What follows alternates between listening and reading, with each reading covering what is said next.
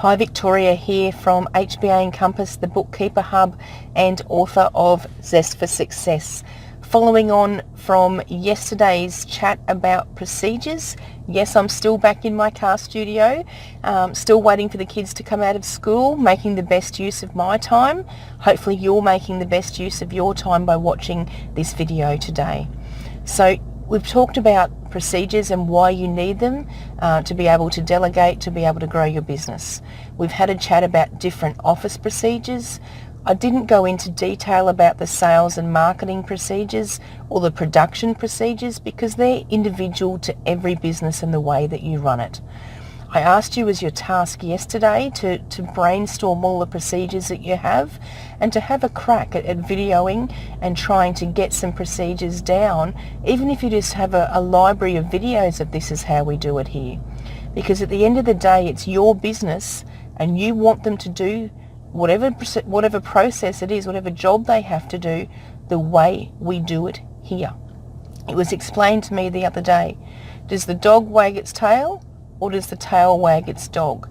You are the dog, you want to wag your tail and you want everyone else to wag theirs in exactly the same way that you do.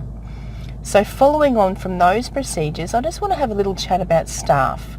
Now, I'm not an HR expert, I'm not going to even proclaim that I am, but there's a lot of procedures to do with staff that do take a little bit more thought than perhaps your office procedures, because that's something you're already doing. If you're at the stage where you're ready to grow your business, then you need to be thinking about staff. So when we're talking about this, we're talking about how do we go about hiring staff? How do we advertise? How do we word what it's going to be? How do we reply to the people who've replied to us to perhaps apply for a job? Then comes down to the interview process. What's the procedure? We've got to make sure that we ask the same questions to every single candidate so that we can judge them reliably to be able to make an informed choice as to who you want to employ. Once you've decided to employ someone, what's the process of getting the information to them? What type of forms do you need to have? What kind of induction process is there? And that's a procedure that's a whole other lesson in itself, the kind of things that you need there. Now I'm talking for forms, there's going to be a TFM declaration, there's going to be a contract of employment, there's going to be a super choice form, what else is there going to be? Inductions. And that varies from person to person and site to site. In our business, it's a matter of making sure they know where the toilets are, where the coffee machine is, where to put their lunch, where they're going to sit, what are the names of the people sitting around them. We draw a map of the office with everyone's offices and cubicles and actually write their names on it. So if they want to ask someone a question, they can look at their little cheat sheet and know who it is before they ask, instead of going, oh, excuse me, I can't remember your name, but could you help me?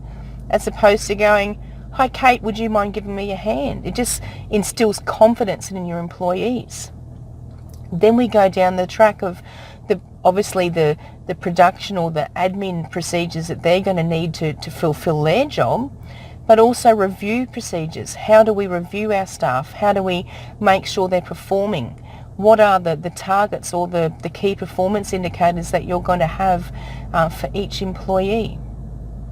What are the procedures around payroll? When do you pay? How do you pay? What do they need to fill in to ensure they get paid? How do they apply for leave? What's the procedure or the process for a sick day or a holiday? How do they apply for that? And then, of course, if there's something goes wrong and there needs to be a termination, there needs to be a process around termination.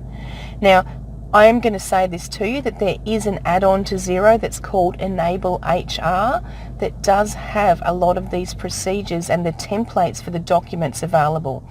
It's available for a small subscription price. We use it within our business and I'm happy to recommend it to you if that's the way you want to go.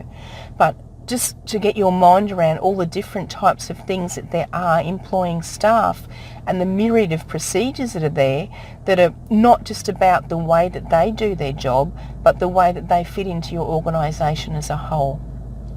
So my task today is for you to have a think. If you are employing staff, the best way to do it. Think about the HR.